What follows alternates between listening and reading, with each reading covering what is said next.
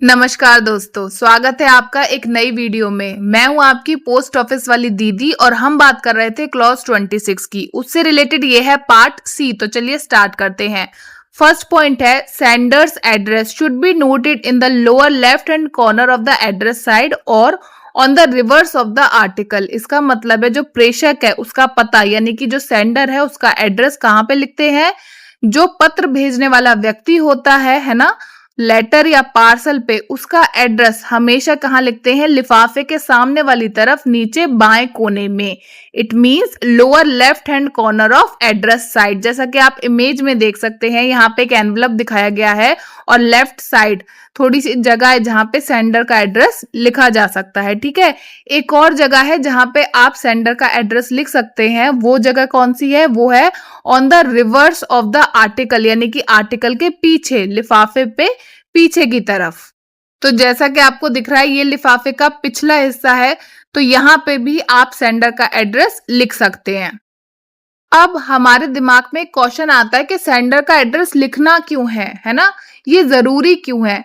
इसलिए जरूरी है कि मान लो किसी कारणवश जो चिट्ठी आपने भेजी है वो सही जगह नहीं पहुंची, या जिस व्यक्ति के लिए भेजी है वो उस शहर में अब नहीं रहता, उसका एड्रेस बदल गया है, या कोई भी कारण रहा, तो डाक विभाग क्या करेगा? अगर उस व्यक्ति को चिट्ठी नहीं बटती तो जिसने भेजी है उसी व्यक्ति को वापस भेज देता है, जिसने पत्र भेजा था उसी को वापस भेज देगा। इसलिए प्रेषक का पता भी लिखना बहुत ज्यादा जरूरी होता है। ठीक, अब तक जो हमने पढ़ा उसे फिर से रिकॉल करते हैं इमेज में देख के। ठीक है, सेंडर का एड्रेस यानी कि प्रेषक का पता आपको कहाँ लिखना है, जैसा कि ये इमेज में दिखाया गया है, एनवलप पे लेफ्ट साइड में नीचे की तरफ, ठीक है, कॉर्नर में आपको लिखना है प्रेषक का पता।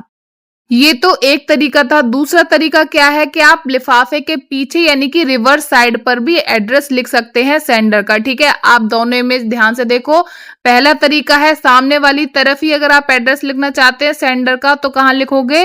लेफ्ट साइड में नीचे की तरफ। और अगर आप लिफाफे के पीछे लिखना चाहते हैं तो भी आप सेंडर का एड्रेस वहां पे लिख सकते हैं। ठीक है, हमेशा ध्यान रखिए प्रेषक का पता लिखना जरूरी इसलिए है ताकि अगर पत्र सही जगह ना पहुंचे या फिर उसे लेने के लिए कोई व्यक्ति अवेलेबल ना हो तो वह वापस प्रेषक तक पहुंच जाए। नेक्स्ट बात करते हैं अगले पॉइंट की। Articles entitled to concessional rate of postage और free of postage, the class of article should be clearly noted on top of the address side of the article. ठीक है, कंसेशनल रेट या free postage वाले जो article है उन पर क्या लिखना हमारे लिए जरूरी है? कुछ डाक लेखों पर डाक शुल्क कम लगता है या कुछ लेख बिना डाक टिकट के भी भेजे जा सकते हैं। ऐसे लेखों पर उनकी श्रेणी यानी कि क्लास ऑफ आर्टिकल लिफाफे के सामने ऊपर की तरफ साफ साफ लिखना बहुत ज्यादा जरूरी होता है। जैसे आपकी बुक पोस्ट है, ब्लाइंड लिटरेचर है ना, या कोई और विशेष श्रेणी हो, तो वहां पे जब भी आप पत्र या पार्सल भेजते हैं जिन्हें विशेष छूट यानी कि कंसेशनल रेट मिला हुआ होता है या वह मुफ्त डाक सेवा की हकदार होती हैं, तो वहां पे ये बताना बहुत जरूरी होता है कि वो किस श्रेणी का लेख है। इसलिए लिफाफे के ऊपर साफ साफ अक्षरों में मेंशन करना पड़ता है कि ये बुक पोस्ट है, ये ब्लाइंड लिटरेचर है। ऐसा किया जाता है ताकि डाक विभाग सही नियम के अनुसार उस आर्टिकल को भेज सके। ठीक है, जो अब तक हमने पढ़ा उसे हम याद भी रखें अच्छे से, इसलिए उसे डायग्राम में भी देख लेते हैं। ठीक है, यानी कि जो कंसेशनल रेट यानी कि छूट दर या निशुल्क फ्री डाक वाले लेख होते हैं, ऐसे लेखों पर उनकी श्रेणी, उनकी क्लास ऑफ आर्टिकल को लिफाफे पे सामने यानी कि एड्रेस साइड के ऊपर की ओर साफ साफ लिखना आवश्यक होता है। ठीक है, for example book post, blind literature, ये सब आपको ऊपर लिखना जरूरी है।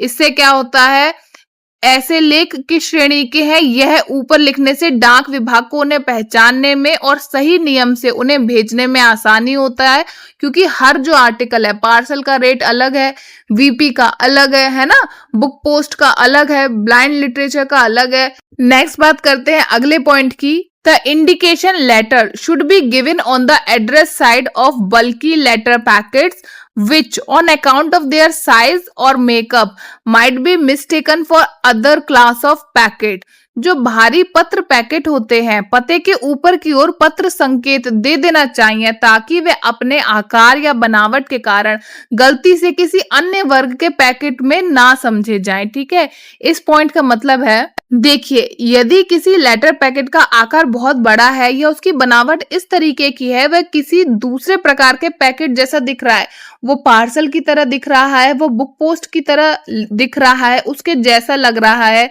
तो इससे क्या होगा, जो पोस्ट ऑफिस का स्टाफ है वो कंफ्यूज हो जाएगा, वो उसे पार्सल समझेगा या बुक पोस्ट समझेगा, है ना।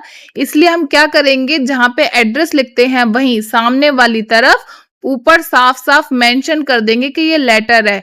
यह संकेत साफ साफ ऊपर की तरफ जब आप लिख देते हैं तो इससे क्या होता है, ऐसा करने से डाक विभाग के कर्मचारियों का जो काम है वो थोड़ा आसान हो जाता है, क्योंकि अब वो आसानी से पहचान सकते हैं कि ये आर्टिकल क्या है। आपने जब उसके ऊपर मेंशन कर दिया लेटर तो वो समझ जाएंगे ये लेटर पैकेट है, ये बुक पोस्ट नहीं है, ये पार्सल नहीं है। और जब वो समझ जाएंगे कि इस आर्टिकल की कैटेगरी क्या है तो उसी के हिसाब से उसकी सॉर्टिंग होगी यानी कि छटाई, और उसी के हिसाब से उसकी डिलीवरी होगी यानी कि उसे बांटा जाएगा। सेम चीज आपको यहाँ डायग्राम में भी मेंशन करी है। देखिए एक बड़ा सा मोटा सा पैकेट है, ठीक है, अगर उस पर लेटर लिखा है तो डाक विभाग के लोग उसे लेटर पैकेट के रूप में पहचानेंगे। अगर उस पर लेटर आपने नहीं लिखा है तो लोग समझ सकते हैं ये पार्सल है या बुक पोस्ट है ना। इसलिए ये लिखना जरूरी है। लेटर लिखने से आपकी डाक सही पहचान के साथ सही जगह पर और सही नियमों के अनुसार पहुंच जाती है। नेक्स्ट बात करेंगे इस वीडियो के सबसे इंपॉर्टेंट पॉइंट की, जो कि रिपीटेडली पूछा जाता है। Okay, president, prime minister, other ministers, certain high government officers have the facility of delivery of their mails to them whenever they may happen to be on tour within India। इसका मतलब है जो राष्ट्रपति जी हैं, प्रधानमंत्री जी और उच्च सरकारी अधिकारियों को डाक पहुंचाने की विशेष सुविधा भारत में उपलब्ध है। ठीक है, जो महत्वपूर्ण सरकारी पदों पर लोग कार्य कर रहे होते हैं, बड़े अधिकारी होते हैं ना, तो उन्हें एक विशेष डाक सुविधा दी गई है। अब वो क्या है, अब समझेंगे। देखिए जितना बड़ा आपका पद होता है उतनी ज्यादा आपके ऊपर जिम्मेदारी होती है। ठीक है, यानी कि जो प्रेसिडेंट सर हैं, प्राइम मिनिस्टर हैं, मिनिस्टर हैं, हाई गवर्नमेंट ऑफिसर हैं, वो उनको बहुत बड़ा काम दिया जाता है और उसे हैंडल करने के लिए वो एक ही जगह पे नहीं रहते, अपने ऑफिस में ही बैठे नहीं रहते, वो टूर करते रहते हैं, इधर से उधर, देश से विदेश आते जाते रहते हैं और काम करते रहते हैं। ठीक है, इसलिए इन अधिकारियों की डाक इन्हें भारत में जहां भी ये दौरे पर होते हैं, टूर पर जहां भी होते हैं, वहां पहुंचाने की व्यवस्था की जाती है। ठीक है, आसान शब्दों में कहूं तो अगर ये अधिकारी अपने कार्यालय या घर से बाहर किसी दूसरे शहर या राज्य में सरकारी काम से गए हो तो उनकी डाक रुकती नहीं है, वहां पहुंचाई जाती है। डाक विभाग उनकी चिट्ठियां और जरूरी डाक उनके वर्तमान दौरे वाले स्थान यानी कि जो टूर की लोकेशन है वहां पर भेज देता है। इसका मतलब है वह भारत में जहां भी होंगे उनकी डाक उन्हें वहीं पहुंचा दी जाएगी। ये विशेष सुविधा उपलब्ध है। ठीक है, list of such high officer is given in clause 206 यानी कि जिन उच्च अधिकारियों को यह विशेष डाक सुविधा मिलती है उनकी पूरी सूची, पूरी लिस्ट उनके नामों की पोस्ट ऑफिस गाइड पार्ट 1 के क्लॉज 206 में दी गई है। इस सूची में उन अधिकारियों के नाम होते हैं जिनकी डाक भारत में उनके टूर लोकेशन पर पहुंचाई जाती है। नेक्स्ट पॉइंट है articles address to such officers intended for delivery in camp not address to any post town but only to their camp according to clause 206। यदि कोई डाक लेख यानी कि कोई आर्टिकल ऐसे उच्च सरकारी अधिकारी को भेजा जा रहा है जो टूर पर है, जो कैंप पर है, तो उस डाक पर किसी पोस्ट टाउन यानी कि शहर या डाकघर का नाम नहीं लिखना चाहिए। ओके, डाक केवल उनके कैंप एड्रेस के नाम से भेजी जाती है जैसा कि क्लॉज 206 में बताया गया है।